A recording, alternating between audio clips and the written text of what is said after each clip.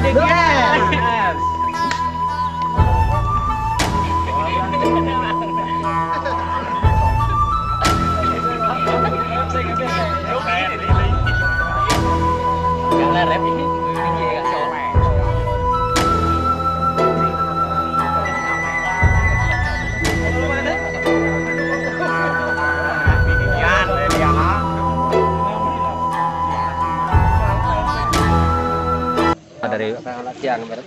kehadiran dari warga masyarakat mendatangi saya mengingat waktu itu mereka untuk mendapat pendapat atau petunjuk dari saya, karena sudah sering kali sebenarnya pada awal-awalnya itu saya belum menunjukkan kemampuan itu. Sebenarnya kemampuan saya itu saya sendiri sebenarnya ya kurang yakin begitu ya. Nah, tapi saya berusaha oleh karena permintaan daripada teman-teman masyarakat yang berlokasi di sini.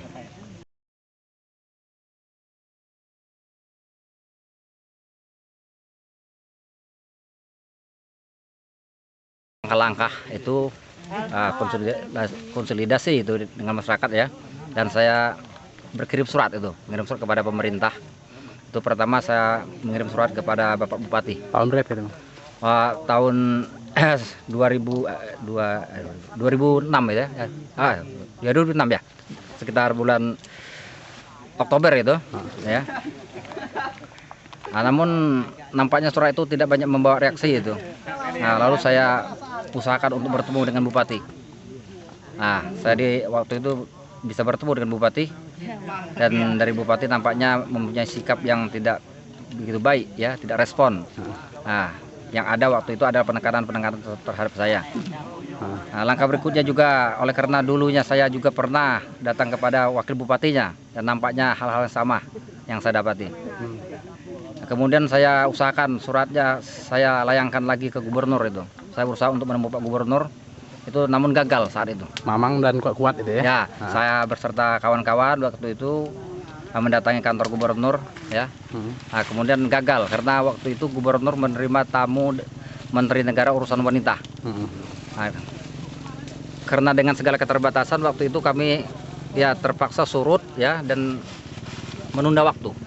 Nah, sampai saat ini hal itu belum diteruskan, dan kemudian saya berkirim surat lagi kepada gubernur, bupati ya, ditembuskan kepada pihak menteri dan ditembuskan kepada LSM-LSM yang ada di Provinsi Bengkulu ini.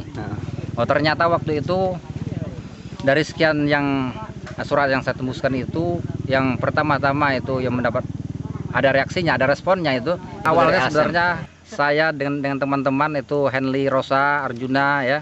Kemudian ada lagi Apek ya. Itu bergeraknya secara tersendiri itu. Jadi belum ada organisasi waktu itu. Jadi setelah merasa perlu ya, ternyata gerakan yang kecil ini nampaknya tidak begitu ada ini ya, ada imbasnya itu. Jadi maka pada suatu saat itu ketika ada pertemuan di sini di tempat kita ini. Kapan itu? Ya, itu pertemuannya pada tanggal 10 Januari ya.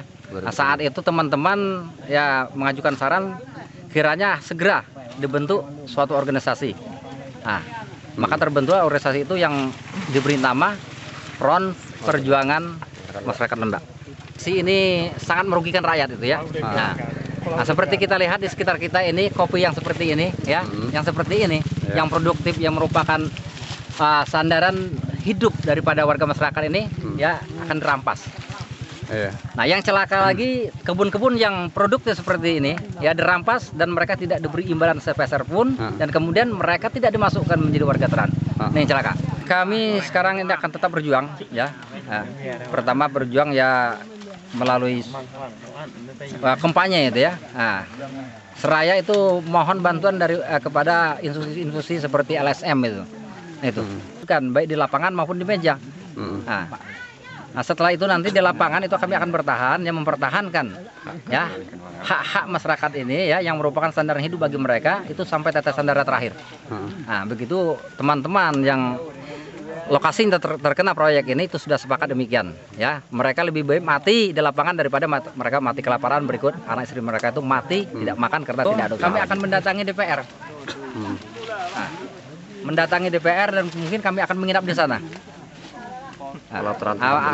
Kalau transmigrasi ini tetap diteruskan ya, dilanjutkan. Dari PRON ini harapan kami itu kiranya teman-teman ya atau LSM-LSM itu tetap berkenan untuk mendampingi kami dalam perjuangan ini.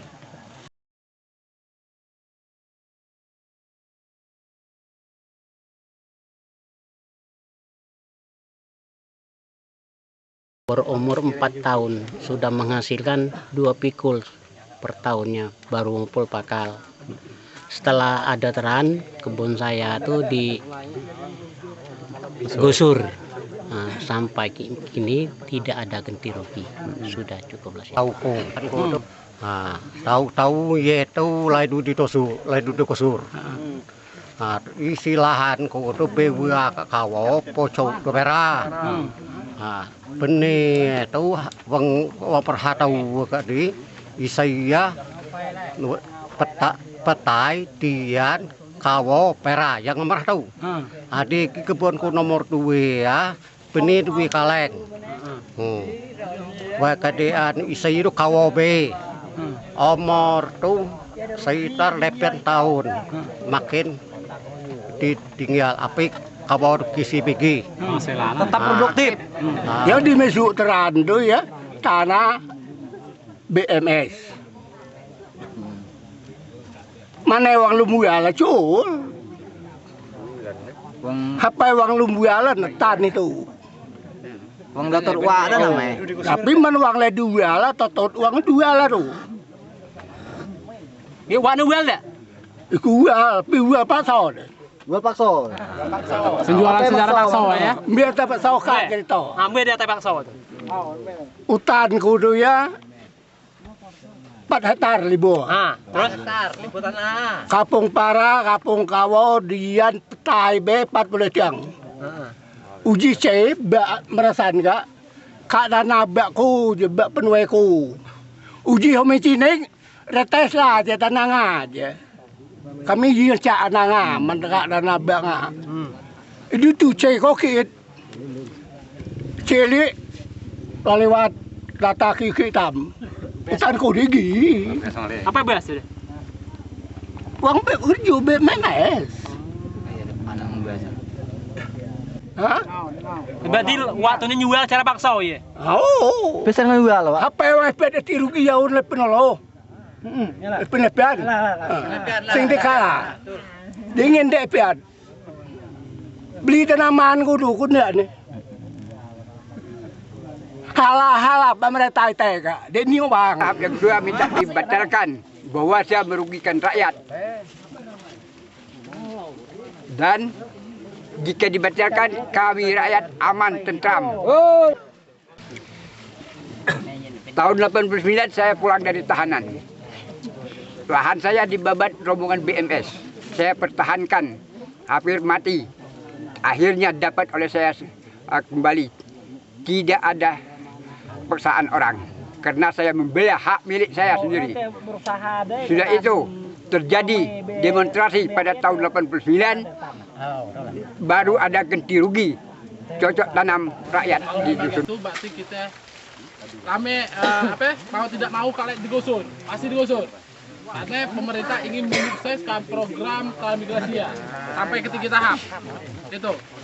Secara tidak langsung mereka akan menggusur Kak, tapi untuk menyikapi itu Kak, kawan-kawan di Bengkulu, di Corop sampai di Jakarta lagi berjuang. Kita coba nyusun strategi gimana kalau seandainya terjadi lain-lain pembersihan lahan untuk dijadikan lahan teran. Nah mungkin kalau kita sama-sama coba Informasi terakhir Kak mulai ngegas Tuan Samjaton. Saat Kak. Nah, kita milih strategi damai, tapi muncul kita nak melakukan Kak. Kalau seandainya kita membiarkan mereka, tentu tebuan akan hancur. Gerakan kita gerakan damai. Cul ada tindakan anarkis Kak. Kita culakan berperang hame wong kita dan hame aparat. Kita kasih pasti kalah. Ya, ketika ada itu langsung masuk. Itu. Wah, yang koordinator ya. Tahu Pak, tahu.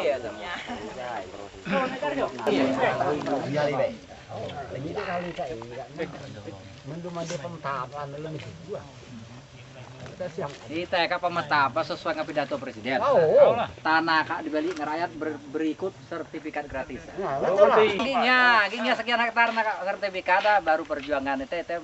Man apa itu baru teh berarti. Man apa itu belum berarti. Ada kemenangan kan? Mengarayat. Nah, Bang seperempat perjuangan nanti ya. Tapi tidak untuk kemungkinan besok adik ajaib kan? Kagak. Tahu adik ini. Dana KTW Data Kapol 85.000. Dana sumbangan sukarela. Untuk nama itu. Untuk biaya Bagaimana pengiriman surat ke Jakarta.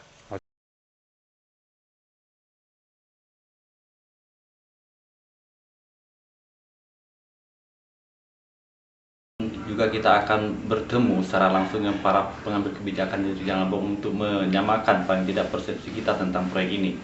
Dan kita dorong juga bahwa persoalan ini bukan saja persoalan rakyat, tapi juga persoalan kebijakan yang ada dan yang dibuat di pemerintahan Kabupaten Rejang Lebong. Dan kita coba untuk membawa masyarakat ini untuk menemui para pengambil kebijakan tersebut, baik bupati maupun para wakil-wakil rakyat yang ada di Parlemen Rejang Lebong.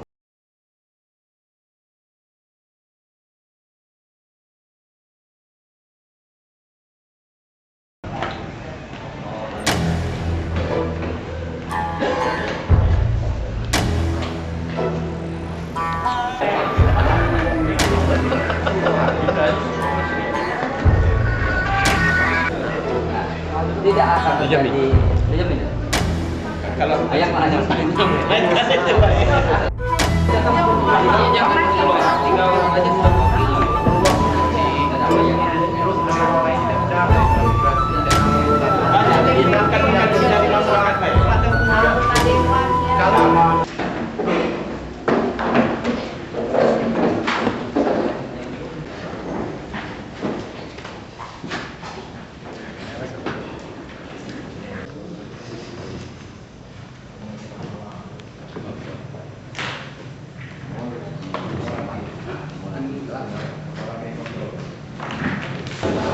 Yang terhormat Bapak Bupati Kabupaten Jalbong, yang terhormat Bapak Sekretaris Daerah Kabupaten Jalbong, yang kami hormati Bapak-bapak dari pers.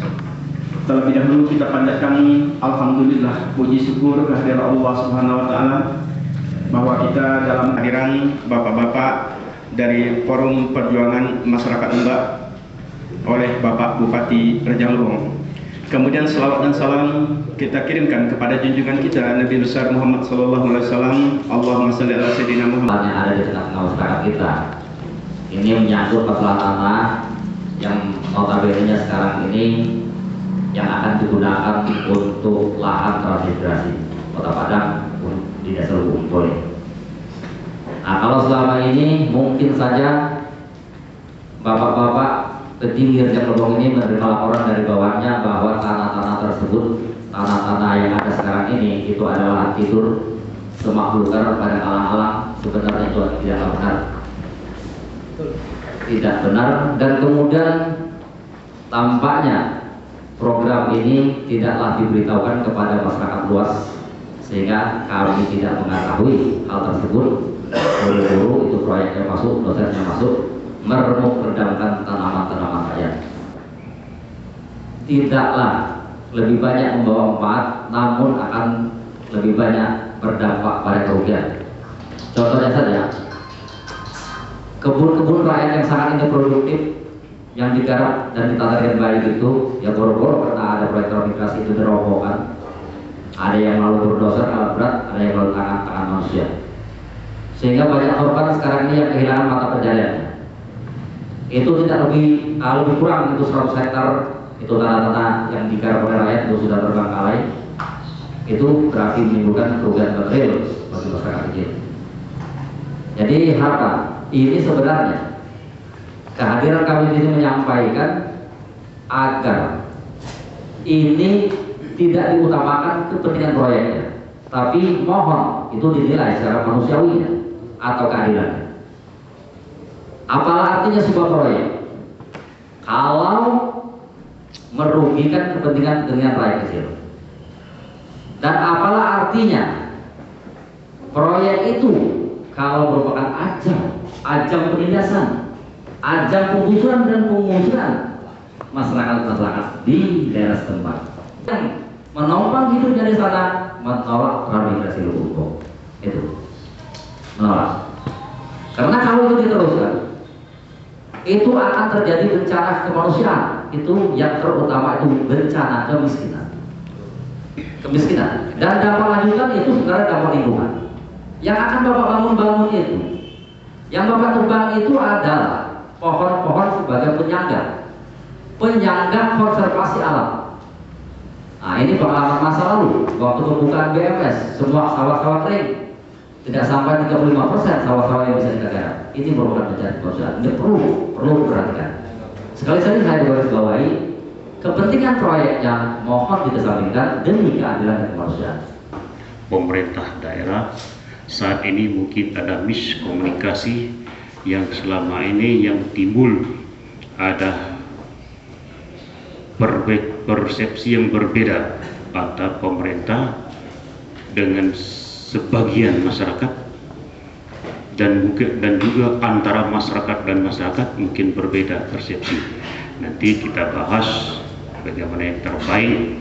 Yang penting tidak menyalahi aturan dan bukan karena provokator.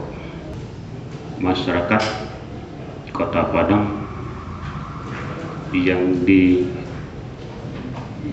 diwakili oleh beberapa orang yang hadir di sini beserta LSM-nya, proyek transmigrasi ini saya hanya melanjutkan karena ini program-program pemerintah terdahulu.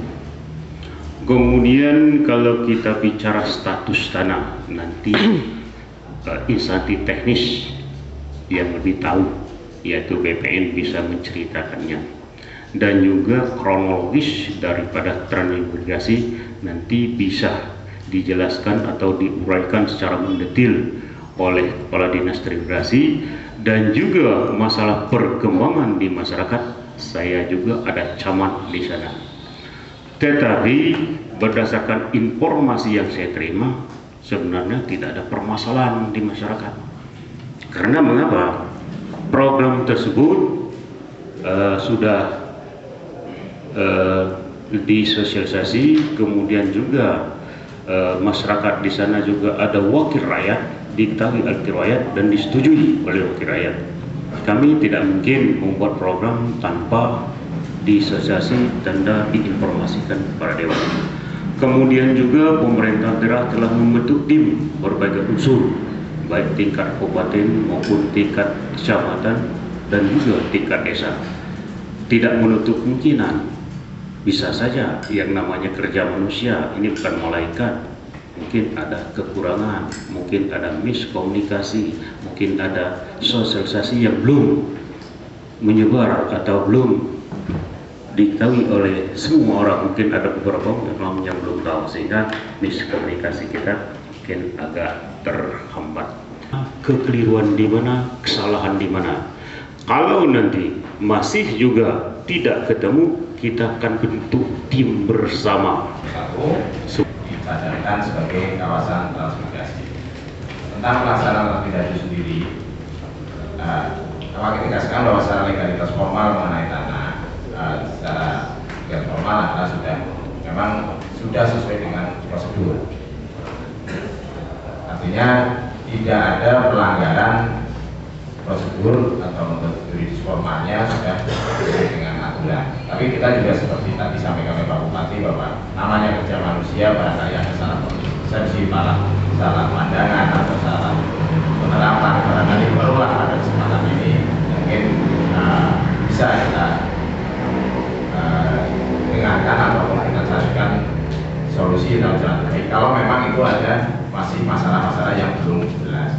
Tapi di sebelah kami juga duduk Pak Zulkarnain, beliau adalah staf ahli Bapak Bupati ya. Salah SK Bupati nomor 651 tahun 2001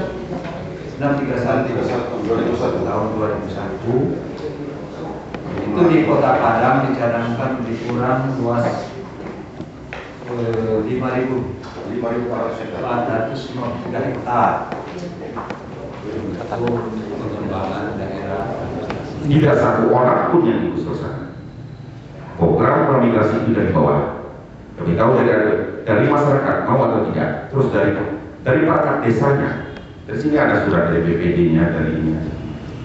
Dari kecamatan Lumumpo, semua masyarakat yang menggarap di atas program di RTSP Lumumpo itu semuanya kami usahakan masuk menjadi terang.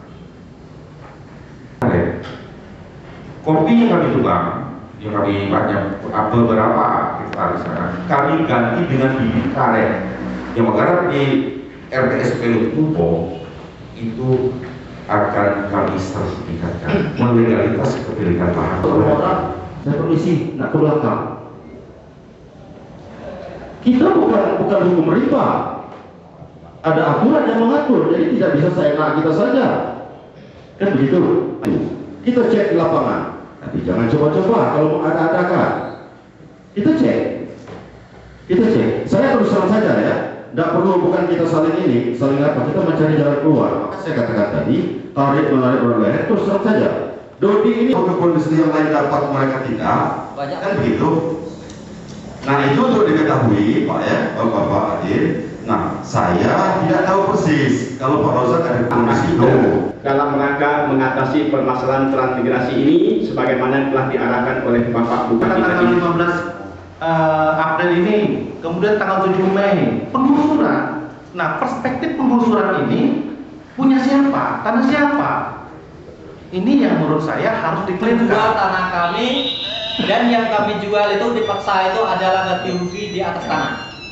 Itu juga ganti ruginya itu dipaksa kami diterima. Ada 25.000, ada 15.000 per hektar, ada 4 hektar dibayar 15.000.